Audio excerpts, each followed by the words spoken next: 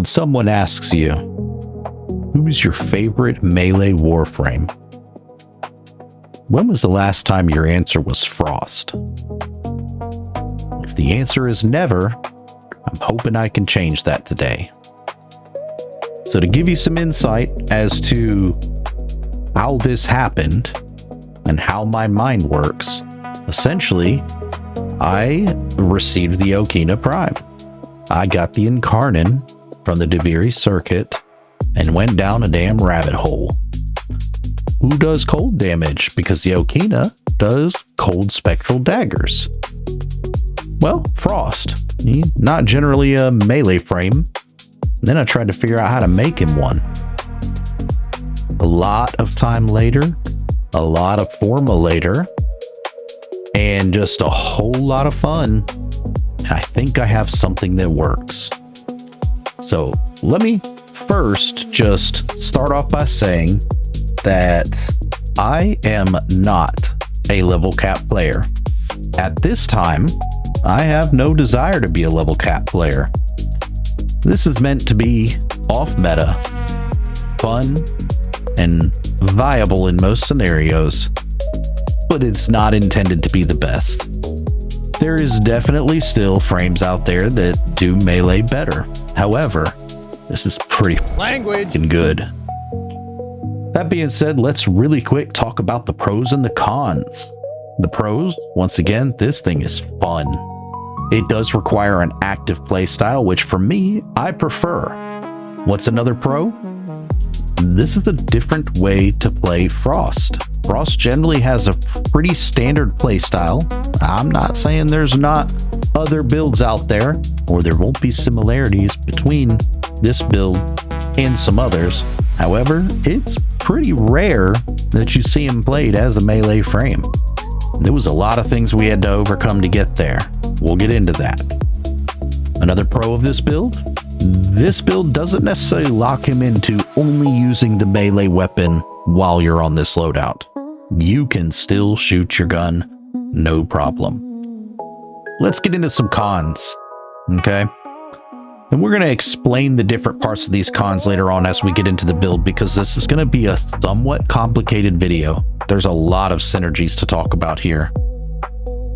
One of the first cons is cast time. As most of you know, for a lot of Frost builds, including this one, the main source of your survivability is going to be Overguard from the Augment Icy Avalanche. The Avalanche cast time, it is long. Another con, this is a very expensive build. It does require, or at least at the bare minimum, no, let's just say it requires 5 Tau Archon Shards. I'm not saying you couldn't get through content and this be effective without some of the things I have and some of the synergies I have, and you could probably change a few things here and there. But for the most part, you would probably lower your kills per second. So yeah, it comes with 5 Tau Archon Shards, 3 Augments, technically 2 Umbral mods. It was 3. And so on my build, you will see 2 Umbra Forma in my Frost. However, I've reduced it down to needing just 1 for this particular build, and both versions of it. Sorry, 1 Umbra Forma is needed, but 2 Umbral mods. That being said, while Icy Avalanche and the Overguard gives a lot of build diversity because you don't have to build into as many different versions of things like shield gating or health tanking, the drawback is that in low enemy density, it's hard to keep the Overguard up, and without it, you only really have 1 safeguard to not die. Another con is that my Okina build definitely is being carried in some weight by a really nice Riven. Not 100% necessary once again, but it really speeds up my kill time. And the last con is that we're running negative efficiency, and I had to do a couple things. Although they synergize well, I did have to do a couple things to try to get around that. But at the end of the day, I feel all of these are worth it, or I wouldn't be making the video. So let's get into this. We're going to start a little bit differently, and we're actually going to start with the Archon Shards. So as you can see here, I have 3 purple and 2 yellow. 2 yellow, not as hard to come across, even though they are Tau forged. But 3 purples is technically 3 blues and 3 reds. So yeah, a little expensive. If you haven't guessed it already, these yellows are going to be cast speed. This is going to help us with the issue of the cast time of Avalanche. I really wished I could have gotten a 3rd one in there, but there's just a creature comfort in this 3rd Archon Shard here that I kind of just needed. Let's talk about the other ones. We also have 2 purple melee crit damage Archon Shards. So these ones, as you can see, plus 37% melee critical damage. When energy is over 500, the damage boost doubles. We are running over 500 energy, so these 2 combined is going to be an additive 150% melee critical damage. This last one here is simply just a little equilibrium. It is incredibly difficult at times to keep your energy up on this. It just made the build feel so much better. However, if you feel like the cast time is more important to you and you're getting by okay without this shard here, then by all means, when you get to the point of needing that last shard, throw in another cast speed. The other part of that is with that energy talk, I'm running Zenuric, non-negotiable, has to be Zenuric. Let's get into the build. So as I said, we are going to have 2 very similar versions of this build. And as you can see at the top, one is running Warcry. This is the main one. This is the one I prefer. But just to be cliche, I will give you a roar setup. However, I think the downsides of the roar setup are not worth what you're gaining in the damage, because the Warcry just does so much damage as well that it's almost not needed to have the roar. However, depending on how high level of content you're going to go into, roar is the better option for maximizing your damage on longer endurance runs and things of that nature. But for generally most content, even level 500-ish enemies, the Warcry still performs just fine. All right, let's get into this, right? First, we're going to talk about the abilities real quick and then discuss why we did the mods the way we did them. So the passive is kind of a big deal, right? Cold status effects from Frost abilities last longer. That's great. It makes it so that we don't have to really build for duration to get enough freeze time in order to kill enemies. They're going to die so fast that the freeze time from freeze and from avalanche will be plenty. But the bigger portion here is the frost gains 50 armor for each enemy afflicted with cold. So something you can do or play with is actually to cast freeze at a group of enemies before you cast avalanche. And what this is going to do, or double cast avalanche is possible, but the negative efficiency makes that very difficult. The thing is, your icy avalanche actually scales off of armor as well. So it kind of makes building for armor, see we have 850 armor here, not completely useless, because normally if we're relying on overguard for our survivability, why would we build armor? As well as our oh shit button is simply using brief respite to, reset shield gating with a cast if needed if we don't have overguard.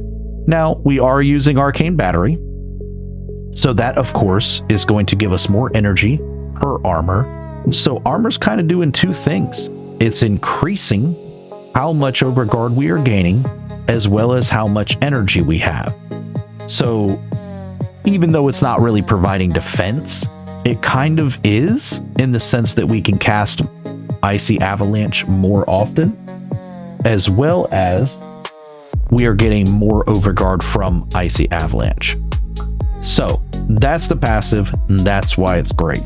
Then we have Freeze, as we kind of mentioned. I keep this on here instead of Helminth over it because it is a guaranteed freeze on the enemy that you hit with it.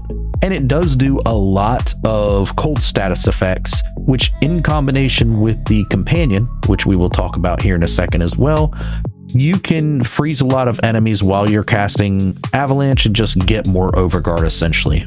We have subsumed over the second ability because it slows enemies without any augments, which is not what we want to do. We don't care about slowing, we care about freezing. So that being said, Warcry with pretty decent power strength, you see here 269% power strength. We are getting an armor increase of 133.5. Once again, synergizing with giving us more energy and more Overguard game. This is huge. This is why it's a contender for Roar, because you're getting so much utility. You are getting the also increased attack speed, so we don't have to mod for any attack speed on the Okina. And sometimes, even though the Roar probably still more damage, hitting twice because of the attack speed versus just the bigger hit sometimes can be just fine.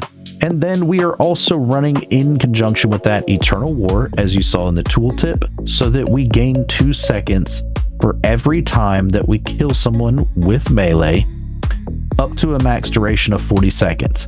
But that's a 40-second cap. It still refreshes as long as you are killing with melee. So basically, as long as you don't go 40 seconds without killing someone, this buff will never go away.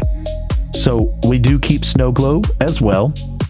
Snow Globe, you'll see in the gameplay footage, is kind of another oh shit button.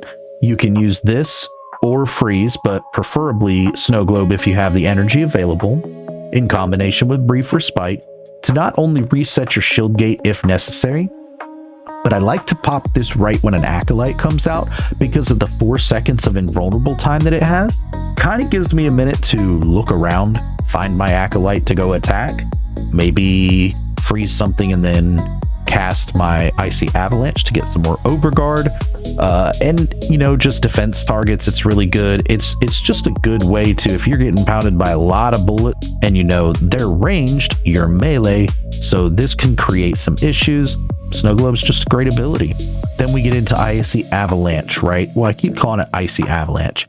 It's Avalanche with the augment Icy Avalanche for the Overguard gain. The only thing I wish I could have found a way to fit in this build that I just couldn't find something I was willing to give up was a range mod. If there's something you want to change around and find a way to get range or maybe take a little less strength, that's fine. But just remember, less strength is going to be less Overguard gain, less attack speed, less armor buff from Warcry, less everything. So I just felt like it wasn't worth it. We're not running negative range. However, this doesn't hit as many enemies as I would like sometimes for the Overguard gain, but it's still not bad. So as you see here, we're going to get a max Overguard cap of 40,350, and the armor to Overguard conversion is 54%. So the more armor we have from Warcry and from our passive, the more Overguard we are going to gain every time we cast Icy Avalanche. We do want to kind of maximize that as much as possible due to it costing 155 energy to cast. Very difficult to, you know, spam this every couple rooms because this is also our armor strip. However, armor strip is not always needed, but we're not really running any sort of fire or corrosive. So the armor strip, you know, it just depends. Sometimes I cast it, sometimes I just try and melt them down with the Okina. You'll see in the gameplay. However, this being our armor reduction ability also kind of makes it a little bit difficult. I actually considered a version of this build where we only use this for Overguard and then ran a second ability, something like Opharium Eyes, or however you say it, the Jade ability, for the helmet, and giving up the Warcry, but it just wasn't worth what you were losing. All right, so we have already kind of talked about 3 of the mods here. We've got Brief Respite in the Aura. This is just to reset shield gate if we do not have any Overguard, or if we need to reset, you know, using freeze because it only costs 40 energy. Maybe we are running out of Overguard or running out of energy It's just a backup option. You could run growing power if you just feel really confident. You could also run another good option here would be energy siphon, which can also help with the negative efficiency. I thought about actually kind of playing around with this. However, I would probably then have to figure out working in an auger mod of some kind to reset my shield gating. But those are just some things you can play with or do however you want to do. I might even test that another time. Exilus slot, we are running Power Drip just for that little bit more ability strength. The knockdown is nice if we don't have Overguard. We don't just get one tapped because we don't really run a lot of things outside of the Overguard. However, for the most part, you should have Overguard and the knockdown resist is negligible. It's just the 15% ability strength because the 15% range in this slot isn't worth it. You gain like 1 meter on the avalanche cast, so it's just not worth it. We talked about Eternal War. This is just to increase our uptime on Warcry. And we talked about Icy Avalanche. So moving on from that, we are running Gladiator Aegis. This is going to give us plus 40% more armor. As we talked about, the armor is good in so many ways. But also, as you can see, this is part of a 3-set bonus. That's right. We are running 3 Gladiator mods for 30% melee critical chance per combo multiplier. That extra crit chance puts us into red crit territory at, I believe, a 9 to 10 X multiplier on the melee combo. I want to say that you're in guaranteed red crits at 10 for sure. Then we're going to run Blind Rage. This is what's giving us our negative efficiency. And then another bread and butter is Biting Frost. You gain 200% critical chance and 200% critical damage against frozen enemies. So once you cast that avalanche, yes, you are doing millions of damage sometimes. It is crazy. It is awesome. Then we're going to run Umbral Fiber with Umbral Intensify. As I said before, I was running also Umbral Vitality in the Gladiator Aegis slot. What this does is it puts you up to 291% power strength, which does help out faster attack speed, more armor increase, more overguard. But in the end, you're losing out on 10% more of critical chance per multiplier, which I just didn't feel was worth it. And you're still getting 40% armor here. Then we're going to run Archon Flow, kind of a no-brainer, but I will say that because of the 10-second cooldown, this is honestly a little bit negligible of energy gain. However, we needed a flow anyways, so we might as well use the Archon Flow. We are running Arcane Battery, as we already talked about. This is going to give us our energy pool, which is sitting at a comfortable 682, but it goes up to like 800 something with Warcry. Then we're also running Arcane Fury. Arcane Fury, kind of a probably controversial choice. And the reason we're running this is we are not running a lot of damage mods. So we need a little bit of base damage to make those crits a little bit more juicy. Moving on, the primary weapon is kind of up to you. I'm using the Kuva Shakur, or however you say it. This is my build. It does okay. It's not, the best thing in the world. The Riven isn't even all the way maxed out, but I do have damage crit chance Riven, not too terrible. As you can see, my galvanized scope isn't even maxed out. I'm running primary merciless for the reload speed, not just the damage, because I know it's kind of additive with the Riven, so the Riven could be a little bit better. However, once again, this is not the point of the build. I just haven't had the chance to build the Shakur any better. For now, this is what we're running. The secondary doesn't really matter unless it's a primer. This is what I am running on my compressor. It is definitely pretty low damage, but the whole point is just to, prime enemies. It is not meant to do anything else. We have pretty equal stats of heat, radiation, magnetic, viral, and corrosive, and you can see here my Cascadia Empowered isn't even maxed out, but this still does pretty good. One thing that is really nice is this right here. We do have Augur Seeker, so even though I said we didn't have an Augur mod in our abilities on the Warframe, This does kind of help in combination with Brief Respite. However, just alone, not quite enough. Okay. So another good way of resetting your shield gating or helping with that Brief Respite reset on the shield gating, however, does give you the ability to maybe, if you want to try that Energy Siphon, or if you wanted to use Growing Power, you could try it out. I am running Barrel Diffusion because this is going to give us dodge speed. Dodge speed is very nice. So now let's get into the Okina. So before we do the actual build, I do want to go over the Incarnate form. So the Incarnate form is once you get a 6x combo multiplier, you do a heavy attack to activate Incarnate form. So what this does is kills generate spectral daggers that target enemies, applying max cold status stacks. So essentially, it's daggers that hit for a lot of damage and also freeze your enemies, going right into Biting Frost.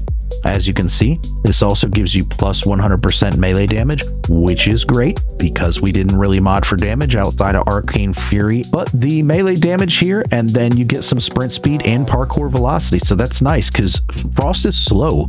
So having the dodge speed and then the sprint speed here and the parkour velocity here is going to be really nice for getting from enemy pack to enemy pack, because a lot of people would suggest Wrathful Advance over Warcry. However, I just disagree because we don't need the extra damage from Wrathful Advance. What we really like is the attack speed and armor gain from Warcry. Warcry is definitely superior. Then for our first evolution, we are going increase base damage by 20 on critical hit. We are going to be critting a lot. So this is once again going to be that other way I just mentioned. We are going to get some base damage. So we have Arcane Fury, we have the base plus 100% melee damage, and then on critical hit we increase our base damage by plus 20 and plus 6% status damage for 10 seconds, and it stacks up to 5 times. So just another way to get those juicy crits a little bigger. So here is actually why I love the Okina so much. Combo timer pauses when weapon is holstered. So here's where that really active playstyle comes in. Besides just spamming Icy Avalanche all the time, every time you are not meleeing and you need to be using the quick melee button, do not just pull out your melee weapon. Every time you are not melee attacking an enemy, quickly tap whatever your aim in button or zoom in button is. So on mouse and keyboard, this is going to default be right click, and on a controller, it's going to default to left trigger. This will put away the Okina Prime and stop the degradation of your combo timer. So on the last evolution here, we are going for base status chance and status duration. We are not modding very much for status. I think there's 2 mods for status. So this is just going to help out a little bit with proccing melee influence because of course we are still running melee influence. All right, for the build, as you can see here, we are running melee influence. The only mods we have to boost that status chance outside of the Incarnate form is going to be electricity here with Voltaic Strike and 60% status chance.